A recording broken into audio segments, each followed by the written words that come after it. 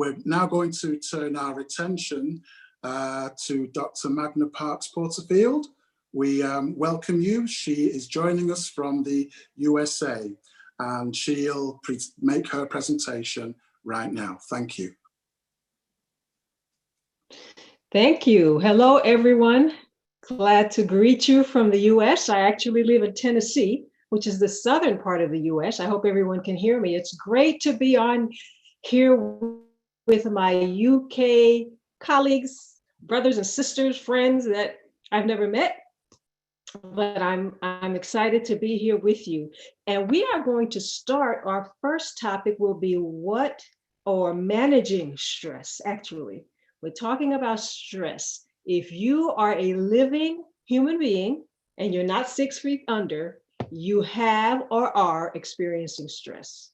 And I'm sure with this pandemic and all that's been going on, the quarantining, the isolation, the loss of health for some people, the loss, sadly, of friends and family members, all that has come with it has been stressful for many people. But it's not a hopeless situation. You can manage stress. And in this little time that I'm with you, I'm going to share some things. You know, I looked up, I wanted to see what was happening in the UK, because I'm used to giving stress management seminars in the United States. And I wanted to see what's causing stress in the UK. And this is what I found.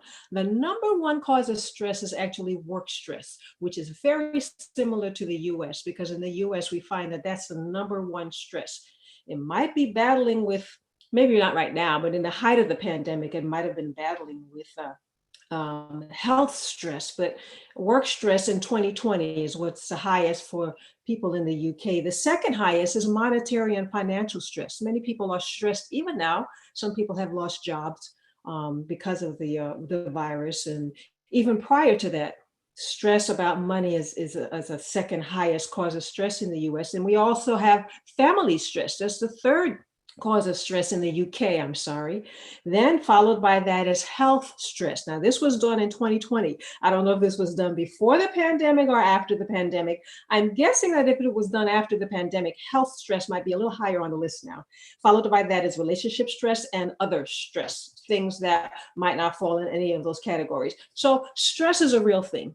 We all know that. And how would we define stress? There's many definitions out there. The one I'll use is that it's a state of mental or emotional strain or tension resulting from adverse or very demanding circumstances. So it's the strain or the stress or tension that comes from when you're dealing with adverse circumstances. And that's why this coronavirus has been such a form of stress for people, because it's an adverse circumstance and it's causing stress. Now, there's a difference between stress and anxiety. I think there's another speaker that's going to speak on anxiety. Anxiety is more of a reaction to uncertainty and things that may harm us. Very close, but a little different. Now, stress comes in many forms. Two of the main forms I like to talk about is acute stress and chronic stress. Acute stress happens when we're dealing with things that come on us right away. It does not last long. It goes away after the stressor is gone. And it's the most common type of stress, like preparing for an exam or having a car accident, or if you're a skier, running down a challenging slope. That's a type of eustress, the type of stress that's more positive as opposed to the negative distress, all right? So acute stress. Then there's also chronic stress. And this is the stress that gets many people in trouble, because this stress wears away at people. It's the stress of unrelenting demands and pressures, or seemingly endless periods of time. And that's what's going on with this coronavirus. This is a stress that seems endless. It's been going on for a while.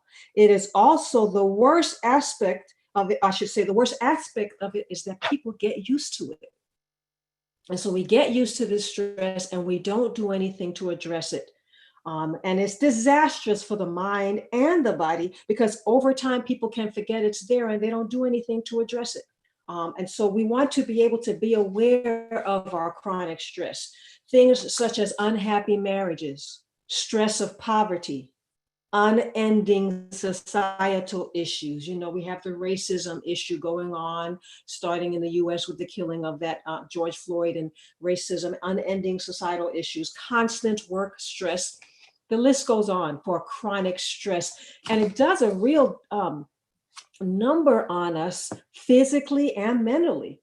Physical symptoms such as problems with concentrating, headaches, frequent urination, tightening of the muscles, the list goes on. And then the mental symptoms, sudden irritability, tension, problems with concentration, sleeping difficulties. I do online counseling through an organization called BetterHelp, and I would say that that's way up on the list of reasons for which people are seeking counseling. They're wanting to learn, how can I manage my stress better? I'm having problems concentrating. I'm going to the bathroom a lot.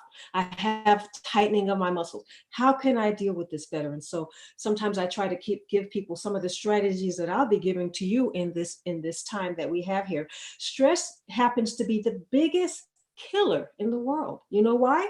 Because it leads and it's a risk factor for things such as heart disease, cancer, stroke, type 2 diabetes, accidents, pneumonia, and flu. So it is actually considered the biggest killer because it's a risk factor for all these things. So how do we deal with stress? Now that I've given you that brief overview of stress, how do we deal with it? Well, I've broken it up into 3 categories: changing your behavior, changing your lifestyle, and changing your thinking. Very good points for us to look at in terms of dealing with stress. When we talk about changing our behavior, we think about things such as time management.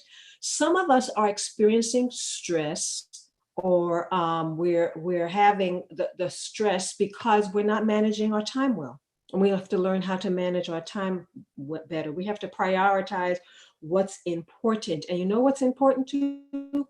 Don't let others prioritize for you. You set your own priorities for what's important. Another thing with changing behavior is learning to balance your activities. You want to have some social activities, you want to have some recreational activities, you want to have spiritual activities, you want to have work activities. Some people are stressed out because they're unbalanced. They spend all their time in work, they do very little things recreationally, they spend little time with their families. Or on the other hand, they're spending too much time recreationally and not doing enough productively. So it's so important for you to look at your life, kind of go through your life and think, where am I putting most of my time? Are there some rearrangements, some reprioritizing I need to do? That's something you need to look at, because if you're dealing with stress right now, that might be part of it. And I mentioned about prioritizing what's important. Another thing is planning your day. You know, some of these you all have heard time and time again. I'm sure this is not new for you, but you know what I found? I found that people listen and they hear a lot of seminars and they walk away and they don't do anything.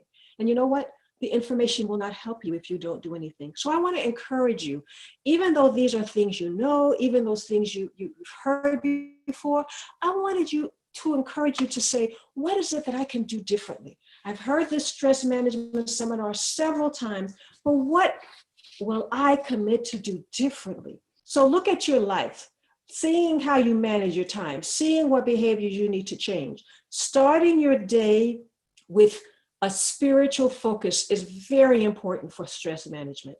I have people I speak to and I tell them about this. Whether you read the Bible, pray, meditate on God, that can do wonders. And I can tell you from my own life and from people with whom I've worked, once they start to incorporate that, they see their stress levels going down. All right. So the stress management through changing your behavior is very important. You want to change your behavior. And so a second category, other than changing your behavior, is changing your lifestyle. I didn't hear all of my sister's presentation prior to me, so I don't know if she talked much about lifestyle, but you'll be hearing that as you go through this transformation seminar. But as a psychologist, I incorporate lifestyle changes because the research is just bursting now with showing us how the fact that how we take care of our bodies has an impact on our minds. We can't run away from that anymore. And not all mental health professionals look at this, but I have found it important to incorporate in my work because it's just so much information out there showing. So you want to practice good health habits. You want to eat whole foods. You want to get to sleep on time, and not only get to sleep on time, you want to get quality sleep. You want to avoid nicotine, caffeine, and alcohol. And you want to, this is so important. I've been doing this with some of my clients. You want to incorporate something known as regularity. I'll also mention this in one of my future seminars with you. Regularity is so important. Our bodies have clocks, biological clocks or circadian rhythm, and our bodies like to know in our mind what's coming next. And it builds a schedule inside. I'm speaking of the body as it's a separate person, but it gets itself ready, and it functions better when it knows that what has been planned and what has been done a few times in the past is going to be done again. There's more and more research showing about regularity and how important that is. So going to bed around the same time, waking up around the same time, eating your meals around the same time, you will be amazed at how much that will help you manage stress. It sounds like a little thing, but physiologically, it does a lot for the brain. You know, there's a part of the brain known as the caudate nucleus. And habits are formed with the caudate nucleus because the caudate nucleus watches us. And after a few times of doing something, it garners all the parts of our body and says, okay, she's used to doing this particular habit.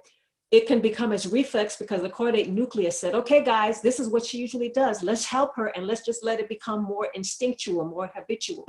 So the more that you engage in certain habits, that caudate nucleus has garnered the parts of the body together, and it becomes more of a habit, and it becomes more reflexive.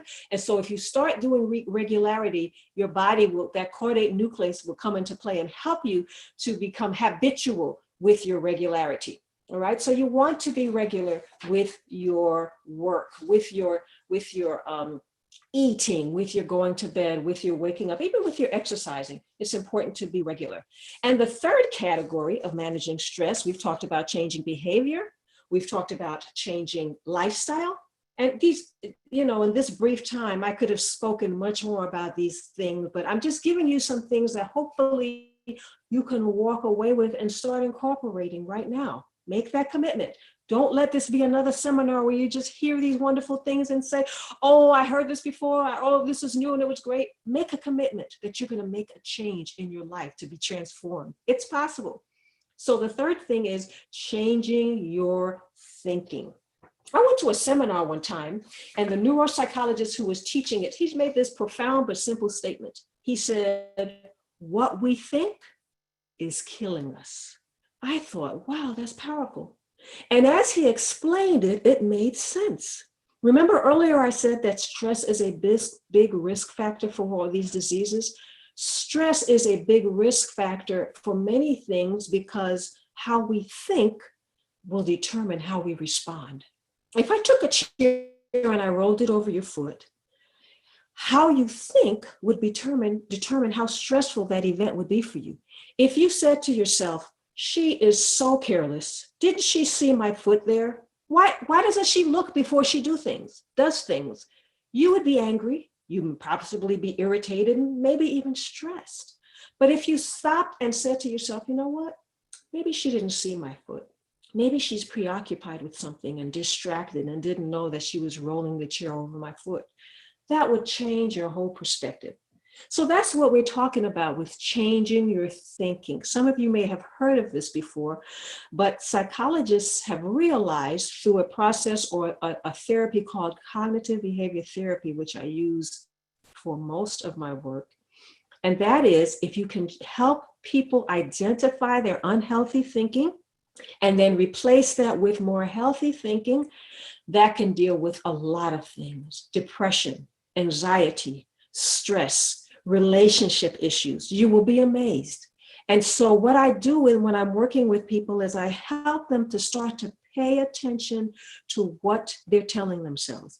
I was a little stressed before coming on here because I was not getting to connect well. So I had to say, you're getting ready to teach this, practice what you teach. And I was starting to get a little stressed, and I started to calm, and my husband helped me to just calm down.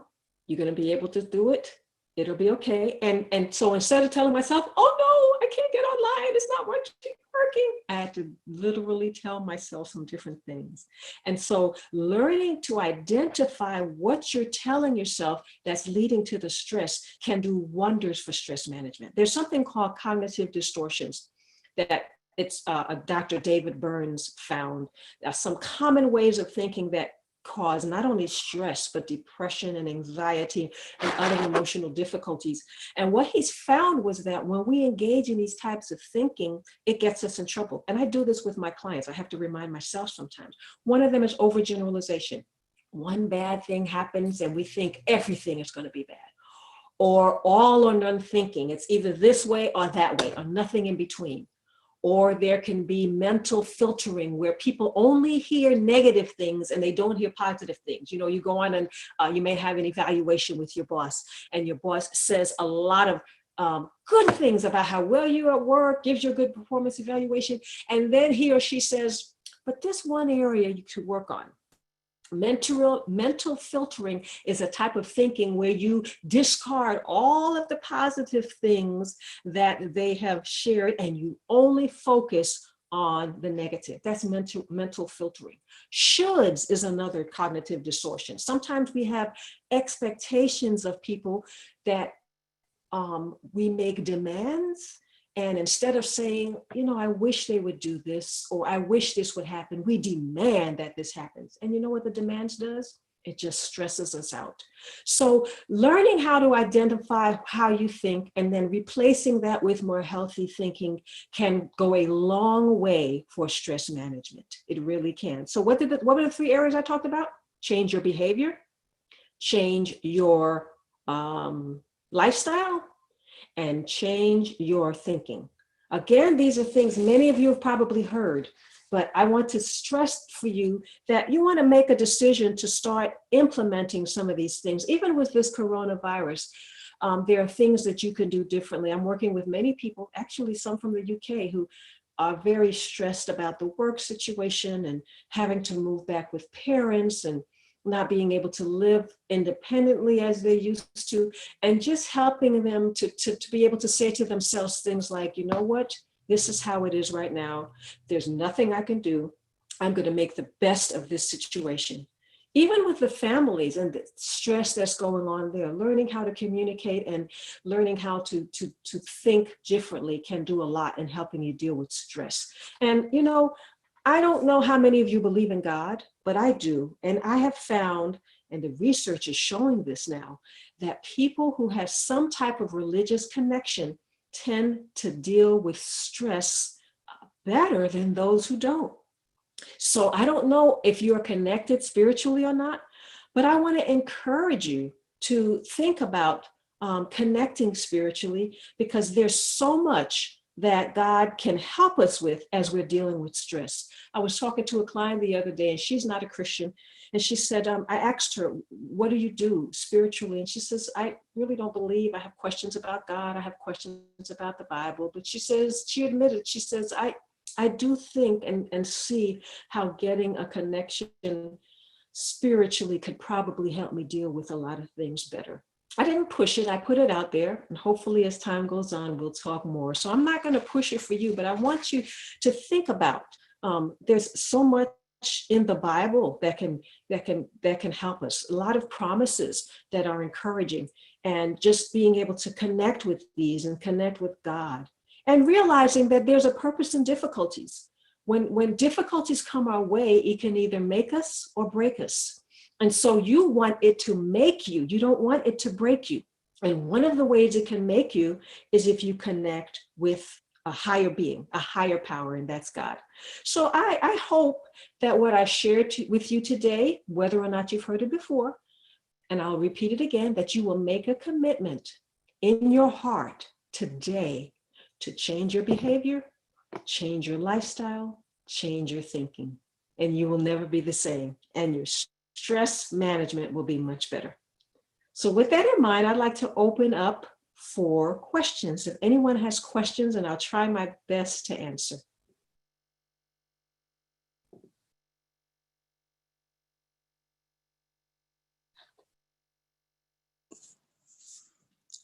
Okay, does anyone have any questions for Dr. Magna? You could put them on the chat.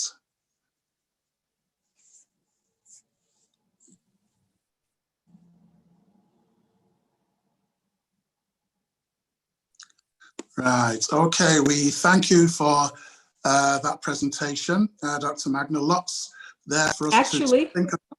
Sorry? I actually see a question that came up. Yes. You see one there? Okay. Yes. There's one is there. In fact, two is coming up. Yes. The first one says, is it right that stress can be a good thing? That's a very good question. And I didn't get a chance to talk about the study, but there actually was, yes, it can be a good thing is the question in a brief answer. It can be a good thing because it has been found that in terms of how we function, there's something called the Yerkes Dodson law, and that when you don't have enough stress, you don't function well. But then you get to the point where the stress makes you perform optimally to a certain level, but then when you pass that level, performance goes down. So yes, stress can motivate us. Stress can get us to do what we need to do. So we need a little bit of stress to get us going. So we just need to know, each one of us need to know where our breaking point is and where the point is where we start to not do as well. So yes, stress can be a good thing if it's handled correctly and if it's for the right reason, if it's not too much. Another question is, what advice, how does one manage self-care? Oh boy, there's a lot of questions. I just lost that question. When managing the care of others. Oh, that is such a good question. You have to make a decision in your mind that you are going to carve out time for your self-care. And you have to change your perspective on how you look at self-care. If you want to be a good caregiver, you have to care for yourself. If you don't care for yourself, you will not be a good caregiver. So you have to determine in your mind, I am going to commit to carve out an hour a day to do something for my self-care. That starts first with a commitment. And it'll take a little work if you're not used to doing it, but you make that commitment and you put that in your schedule of things to do. I've had people write out a schedule and write in there, this is the time I'm going to take for self-care. And after you get into the habit of doing it, it will become easier to do. So yes, that's a very good question. Thank you for asking that. I saw several other questions. Let me see if I could get to them. How do you help children who are stressed because of this COVID situation? Good question. I'm not necessarily a child psychologist, but I will tell you one of the ways you help children is by modeling self-care and modeling stress management yourself. Children learn by what they see. And so if you are calm, if you are learning to take care of yourself, if you are peaceful, if you teach children, you know, this is something that has happened now, but mommy or daddy or auntie or uncle or grandmother is learning how to manage this situation by doing the best that they can. And I'm not saying you say it in this way. They will learn from you. A lot of times, children may pick up stress from the adults that they're around. So the first thing is to make sure you're managing your stress well. The other thing is to find some creative things that they could do to use their hands with to distract them from thinking about the situation they're in. That will take some creativity on your part to help them to do some various tasks. Keep them away from watching too much of the news. You don't want to scare the children and talk to them too much about what's happening. So managing stress yourself, finding creative ways for them to do some things, and also keeping them away from too much of the news. All right, we have a lot of questions coming in and I'm trying to catch them. Let's see what else we can have. Did you say cognitive distortion or disorders? Distortions, thank you for that. Distortion, D-I-S-T-O-R-T-I-O-N. You mentioned that stress causing tightening of the muscle. Does that include the muscles of the voice or just the other areas of the body? What do you recommend?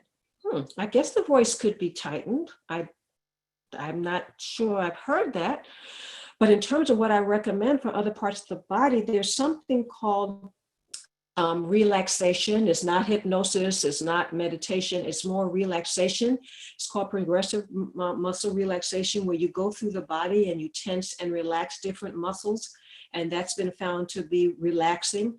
Getting a massage can be helpful for tension. Changing your thinking can actually reduce tension in your body. Exercising, it's been shown that 10 to 15 minutes, just short exercising, can help reduce stress in the body.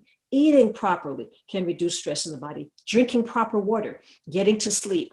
All of these are things that you can do that can reduce stress in the body. Does stress affect confidence? Yes, it does. How to overcome that? The main way that I help people overcome that is for them to start identifying what they are saying to yourself. I say that a lot, but it's just so important for us to start understanding, what am I telling myself that's leading me not to have confidence? I'm at this job. The boss is not telling me what to do. I'm just throwing out scenarios that can lead to stress. And so with you not getting correct information from your supervisor or your boss, then in turn, this can lead to stress. And then you start to doubt your skills. You need to stop yourself when your mind starts going down that road. You need to stop and say, I have to change what I'm telling myself. And you can also stop and say, what can I do to address the situation? So one of the ways to overcome the stress affecting the confidence is to start to look at what you're telling yourself and changing your thinking.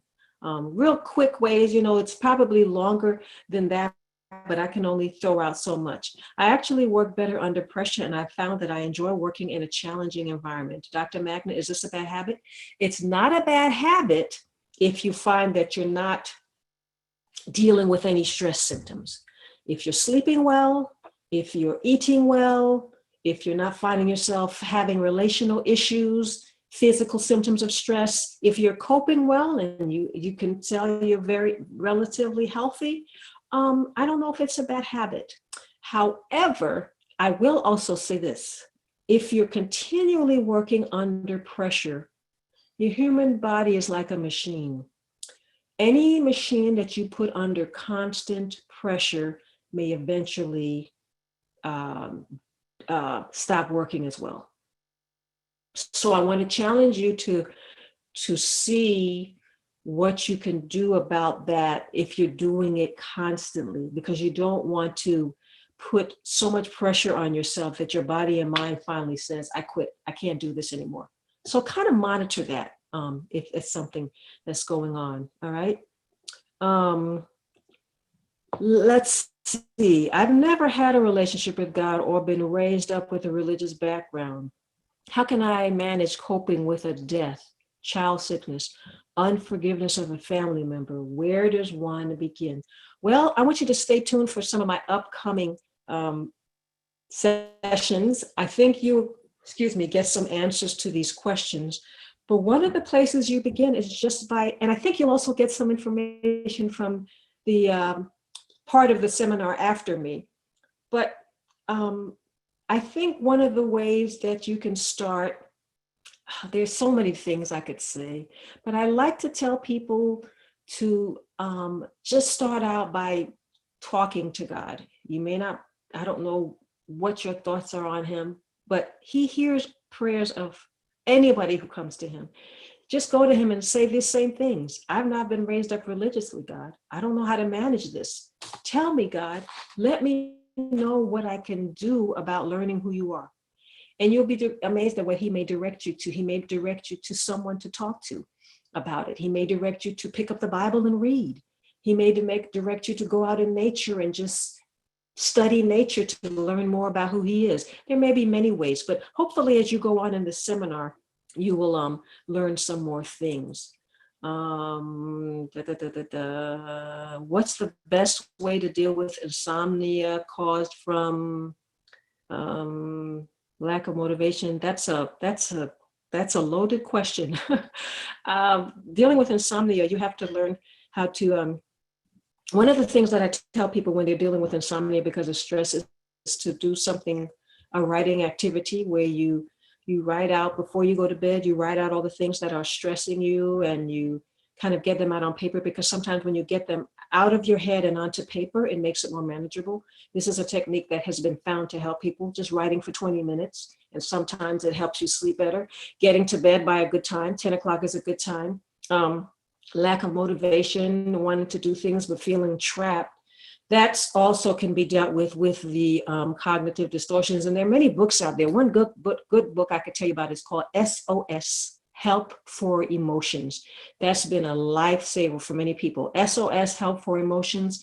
And you will find some good resources with that. Do you think the theory of fight and flight response still has an effect for stress in today's society? I do.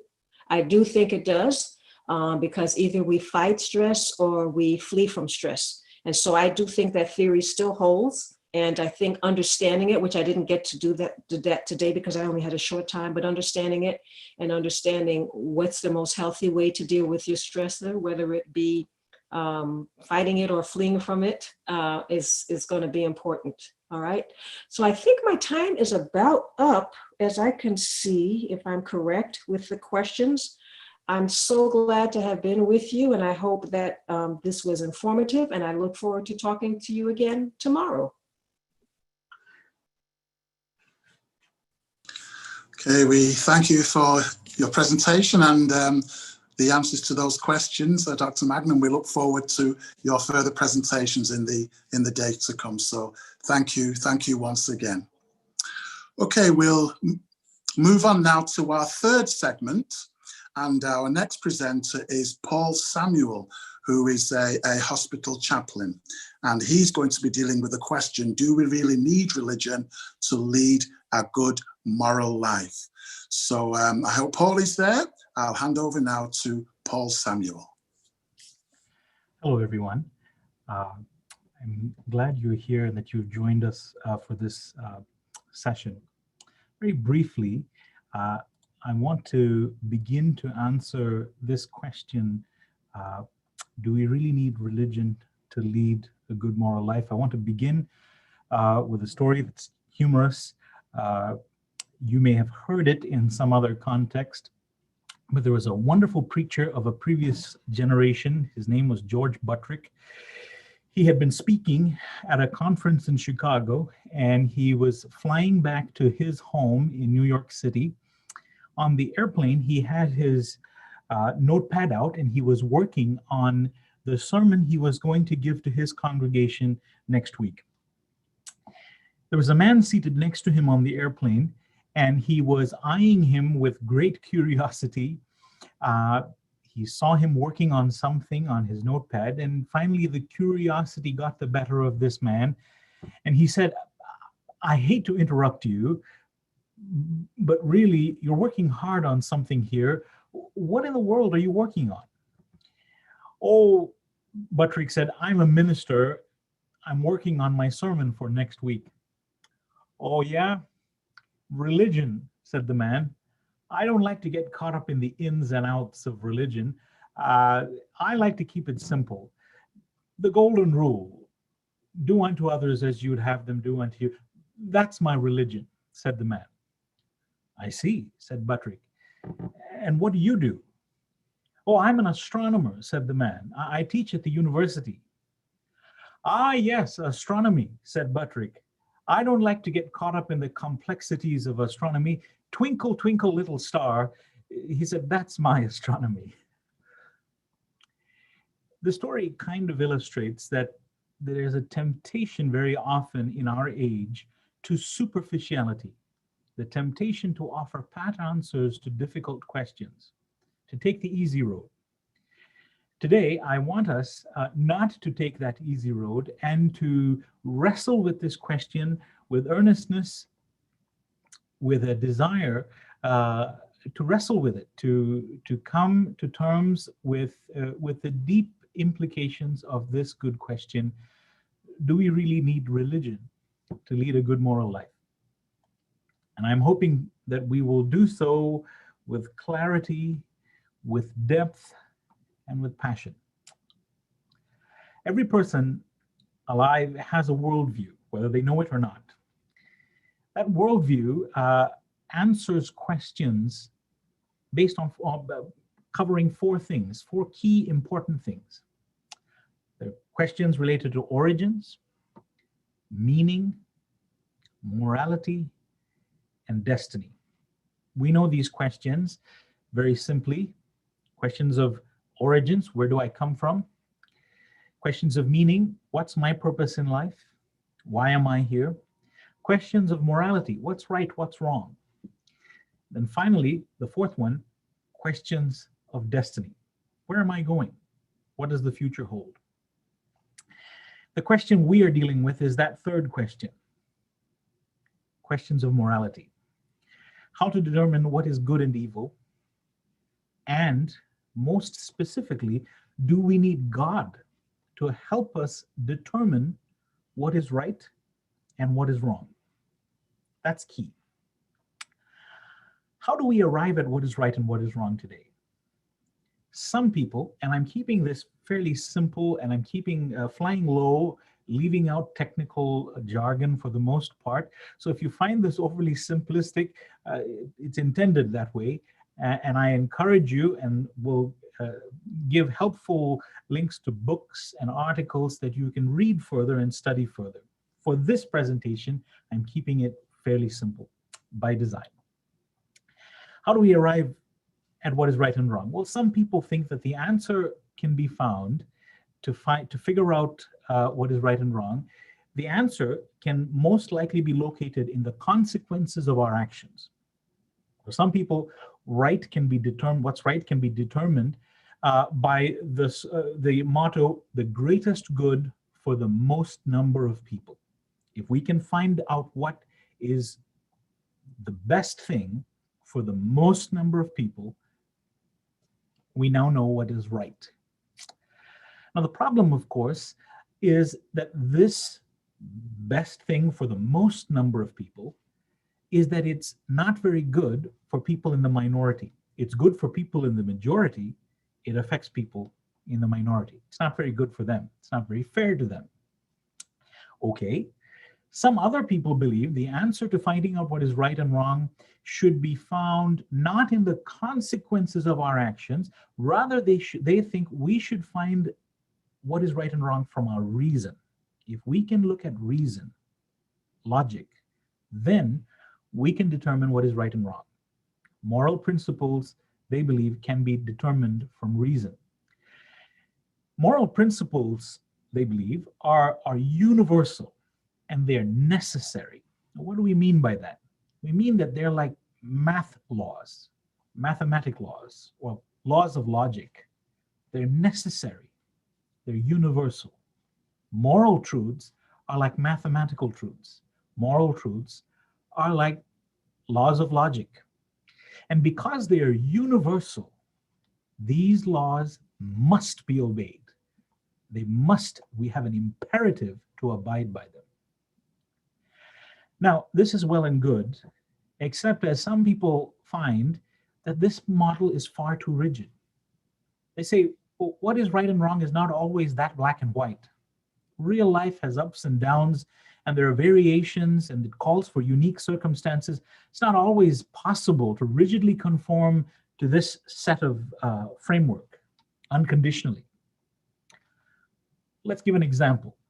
Let's say you were living in Nazi Germany during the late 1930s and 1940s, and your family, was giving shelter to a Jewish family who was in hiding, and you had sheltered them in your house. There's a knock on the door, let's say, and the Gestapo there in Germany came knocking on your door and said, hey, do you have a Jewish family? Are you sheltering a Jewish family in your house? What would you do? According to this model we just saw, you should not lie. It is a universal law. It is a universal truth. And you would be in error. You would be in violation of this rule. Is it right or is it wrong to lie to the Gestapo? Well, this is one model of arriving at what is right, what is wrong. It works for some people, it doesn't for some others. Some other people believe we can figure out what is right and wrong by following the example of great people. And they look to great philosophers, Plato, Aristotle. Some others look to great religious thinkers, the Buddha, and yet others. The weakness of this model of looking for truth is fairly obvious. And that weakness is that these are human beings. They are liable to faults. And as history goes along, and as history explores the lives of these great people, we find faults of character, we find failings, and that model falls by the wayside. A very popular way of determining what is right and wrong today is by locating what is right through the community, through what is called a social contract. People look for what society broadly agrees is right and what society broadly agrees is wrong. People base their understanding of right and wrong by looking at what society and culture agree to be right. They look to that social contract where all members of a society agree to a common set of ideals of right and wrong. This has its positive points, and it has deep flaws as well. Why? As is fairly obvious, the majority of the society in Nazi Germany believed in a certain form of despotism and followed it and was largely wrong. There are ups and downs with this model in investing our trust in the social contract. Still others believe morality is defined and given to us by a divine lawgiver. This one is the one that we are taking a look at today. One of the most undeniable, empirically proven, and experientially relevant facts of life today that we all know to be true is that evil exists. We see it in the news, we see it in the pages of history, we are convicted by injustice when we see it out in society. We understand the consequences of evil. Here in the United States, it is not uncommon, unfortunately, to find mass shootings. A few years ago, in an October evening, a 64-year-old retired accountant named Stephen Paddock from Mesquite, Nevada, went into a casino over there in Las Vegas, Nevada, and opened fire on people who were having a good time, quote unquote. They investigated further, found his house, and found thousands of rounds of ammunition, deadly explosives, and several firearms. It is today known as the deadliest public shooting in American history. Some 59 people were left dead, 527 people left permanently injured. They found his house and others associated with his crime, and the secular news media were united in one voice in calling his actions pure evil, pure evil. In many ways, acts of pure evil that are outside us, that are beyond us, are easy to locate, are easy to point and say, that's pure evil.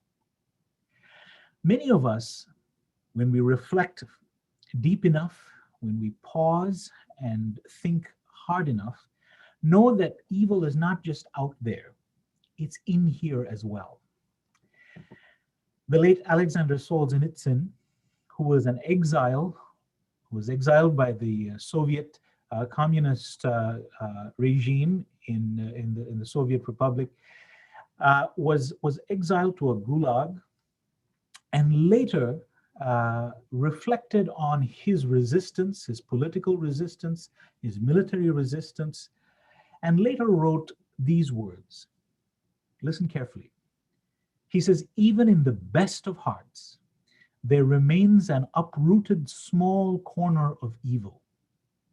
If only there were evil people somewhere insidiously committing evil deeds, and it were necessary only to separate them from the rest of us and destroy them, that would be fine.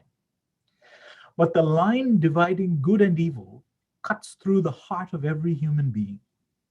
And who is willing to destroy a piece of his own heart?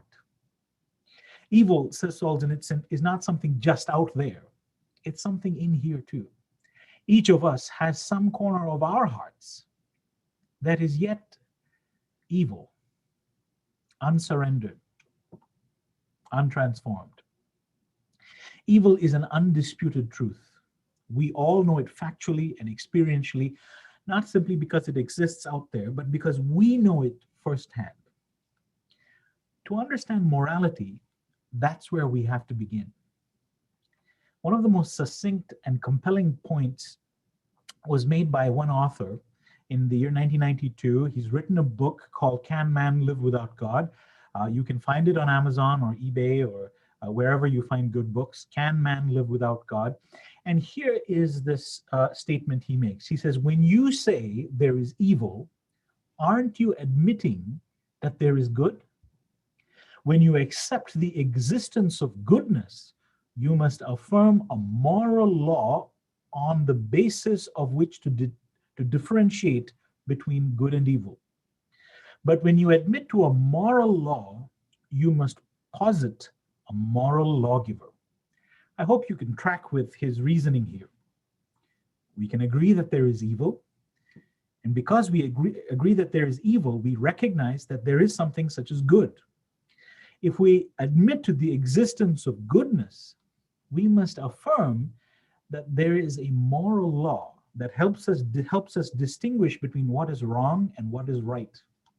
And if we can then admit to a moral law, we must then posit a moral lawgiver. Most people would agree with each of those statements, whether they are believers or skeptics of religion. When we look at evil, we can undoubtedly acknowledge the primacy of good. To do so, we are affirming an objective morality, that there is such a thing as good, that there is such a thing as a moral law that helps us divide between what's wrong and what's right. There's something tangible that tells us, no, this is wrong, this is right. Now, when one begins to realize that there are things that are really wrong and there are things that are really right, and that there must be an objective standard that tells us which is which, once we begin to realize that morality is not relative, that it cannot be grounded on biological evolution, that it cannot be fully explained on the basis of social conventions or individual taste, what is right and what is wrong is not simply based on, the flavor of the month, one immediately feels drawn to the conclusion that a divine lawgiver must exist. I want you to pause, hang in there with me, and track with me for a little bit. Here is an example of an objection a skeptic might give. Maybe you have that objection as well. Well, you might say, moral laws are laws like logic. They're laws like math. I don't have to be told that stealing is wrong. I just know it. I know it just like I know that 2 + 2 is 4. We just know these things to be true. We don't need God. We don't need to invoke God to know that these things are true. Well, moral truths, rightly, are like mathematical truths, and they are like logical truths. They are part of reality. We do not need God to be invoked for this, because we know, and they're inbuilt into us.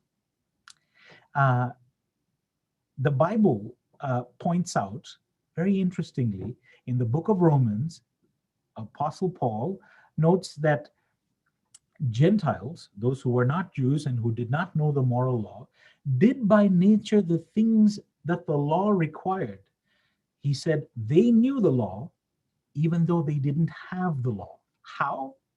He says they show the requirements of the law are written on their hearts, their consciences bearing witness, and their thoughts sometimes accusing them, and at other times defending them. We know that these moral truths are right, are real, the same way we know mathematical truths, but this does not mean that these truths are not grounded or sourced in God. The fact that we know them, the fact that we know them like mathematical truths, does not mean that they don't come from God. There's no evidence for that. The laws of mathematics and the laws of logic may indeed be part of reality, they may be facts of nature, but asserting that is not the same as explaining their existence. We could say they've always existed, but that doesn't mean that they need no explanation for their basis.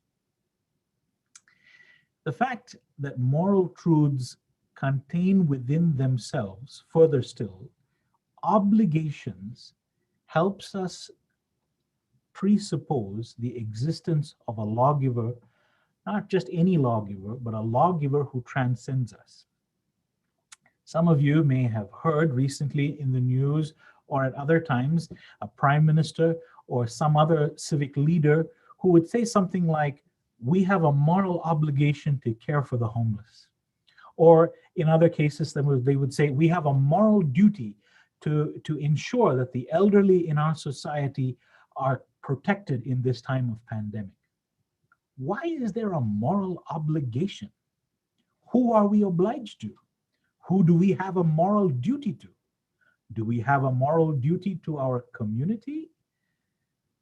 Who sets up the duty? Who sets up the obligation? Why do we have an obligation or a duty to obey moral laws?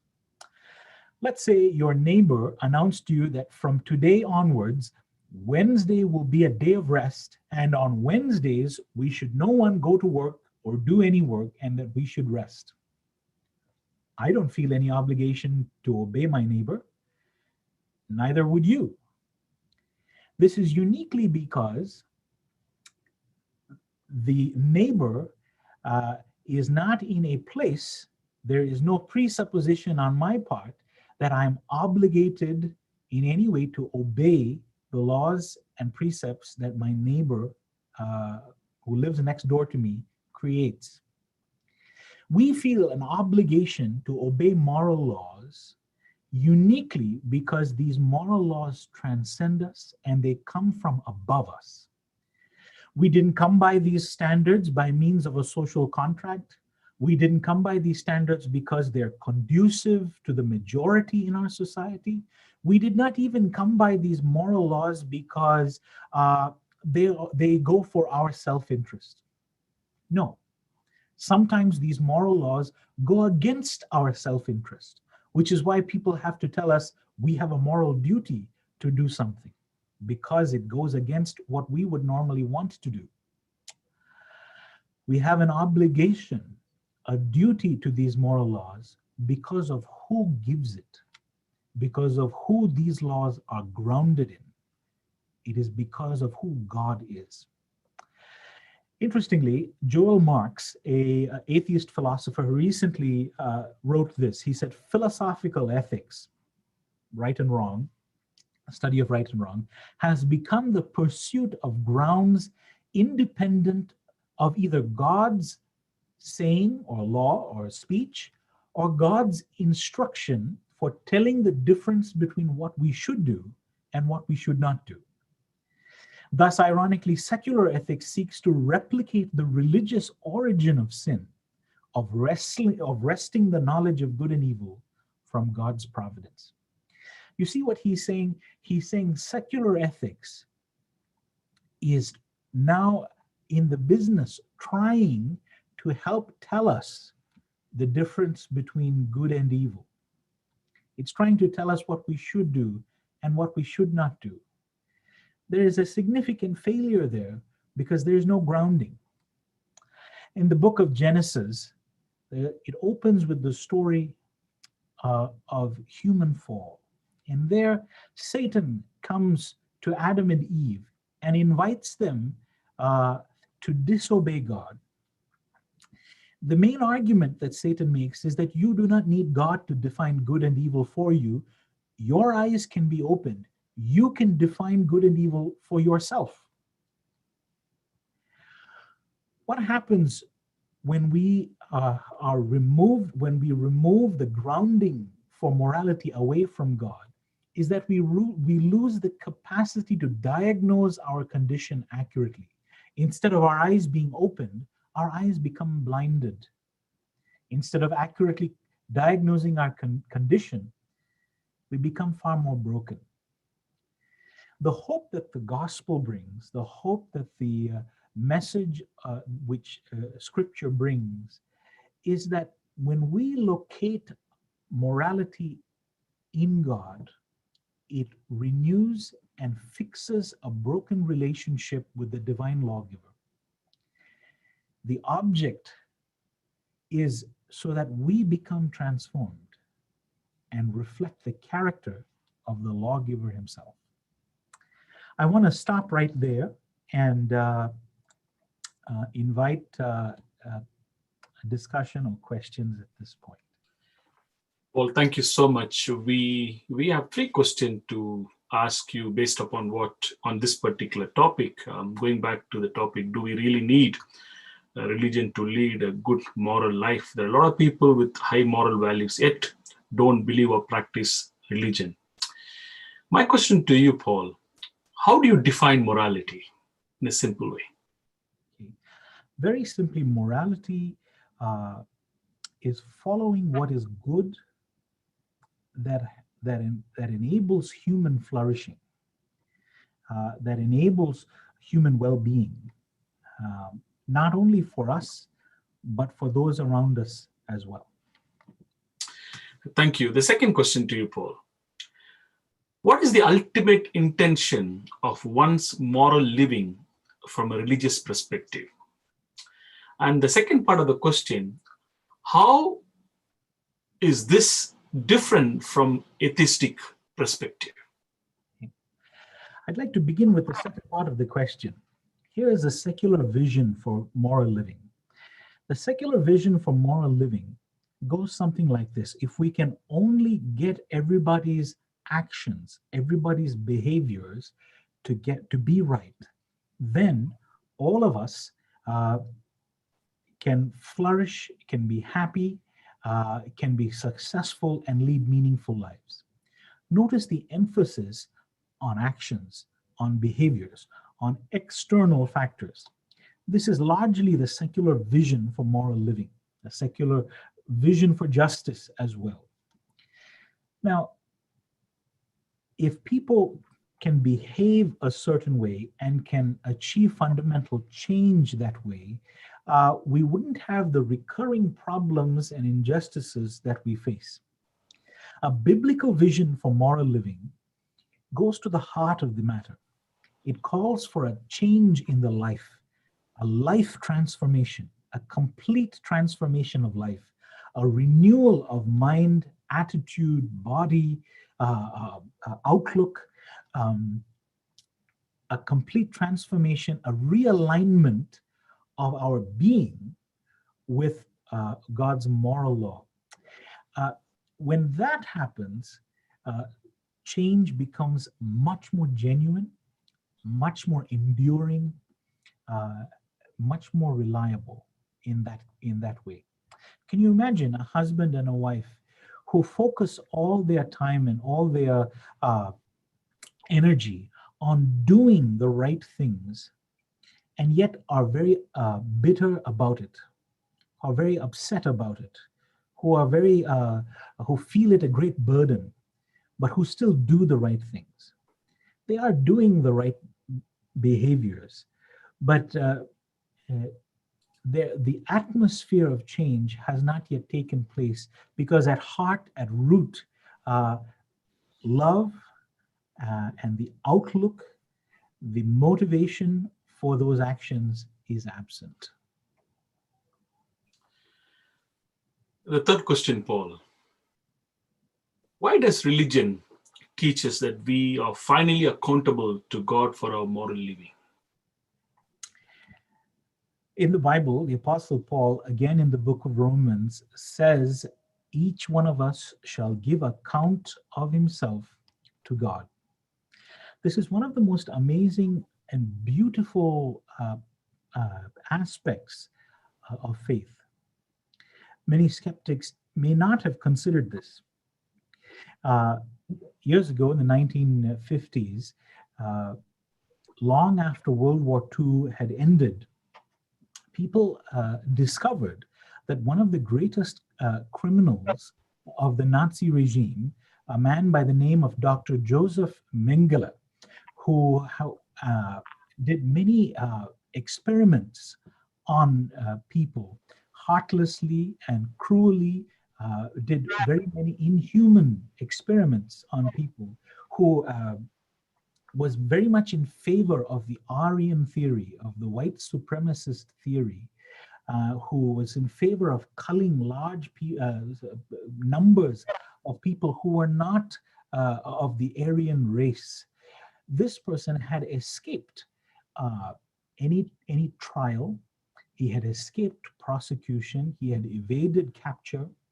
And years later, they found that he lived a wonderful, abundant, and enjoyable life in the country of Brazil. He died in good, full old age while he was swimming after a wonderful meal.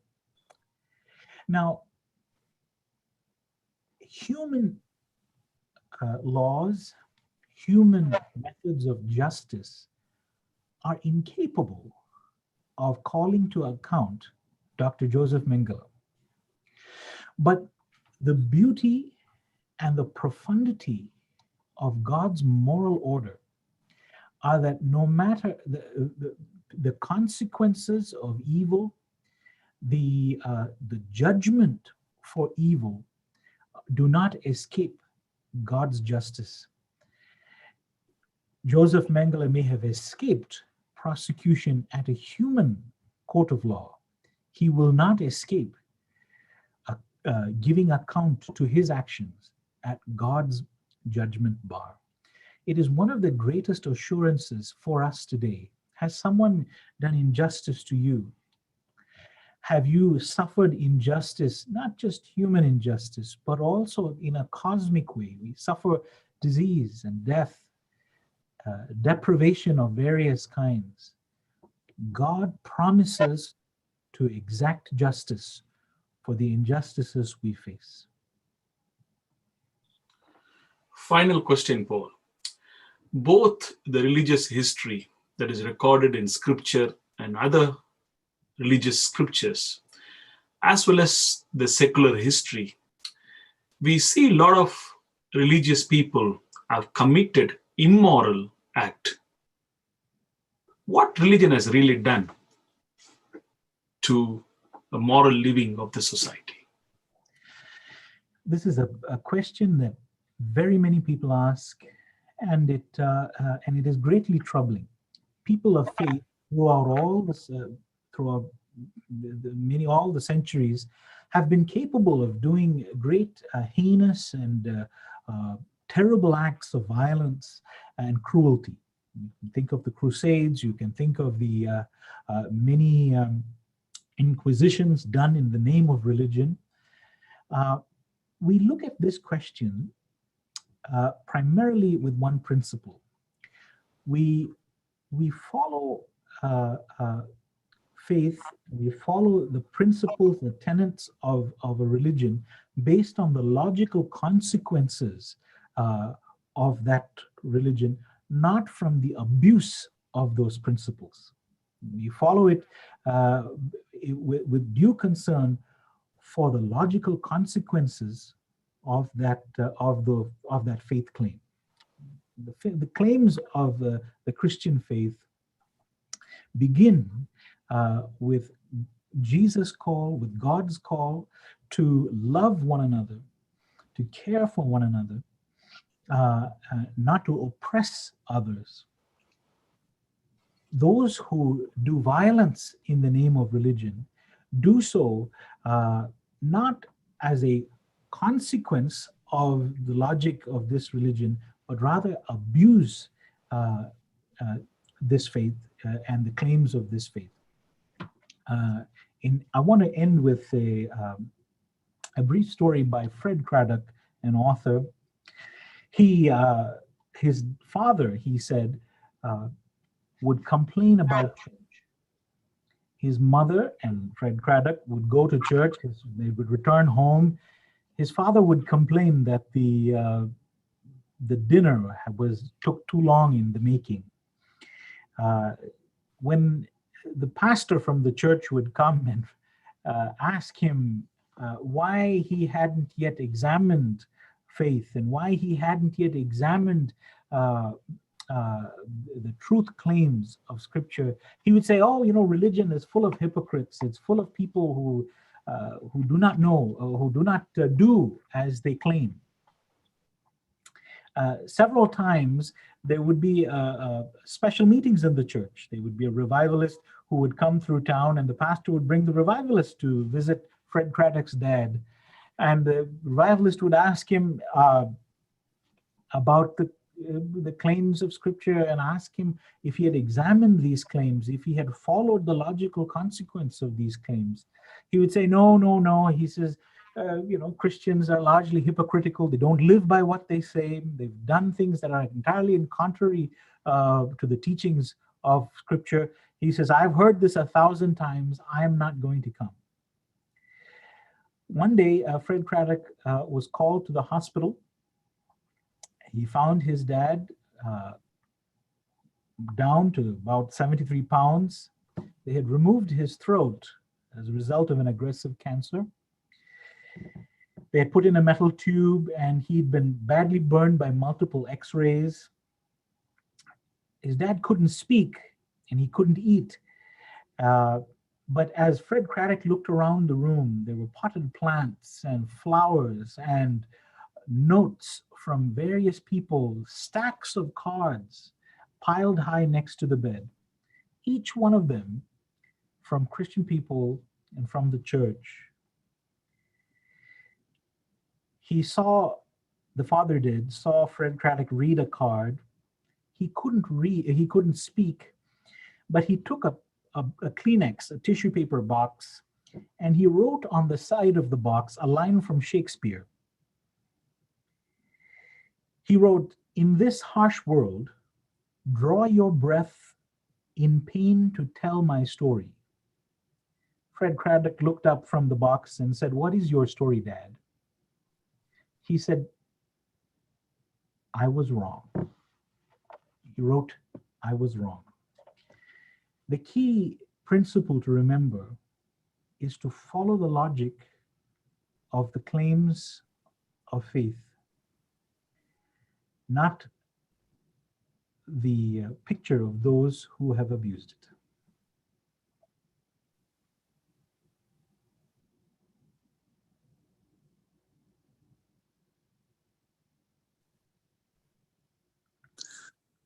Okay, we thank you, Paul, for your presentation and your insights on thoughts on this matter. And I'd like to thank everyone who's joined us this evening. We hope you have enjoyed the presentations. And if that's the case, please pass on the Total Transformation link with anyone that you think might be interested. So please join us again tomorrow evening at 7 as we share more insights into total transformation. Thank you for being with us, and good night.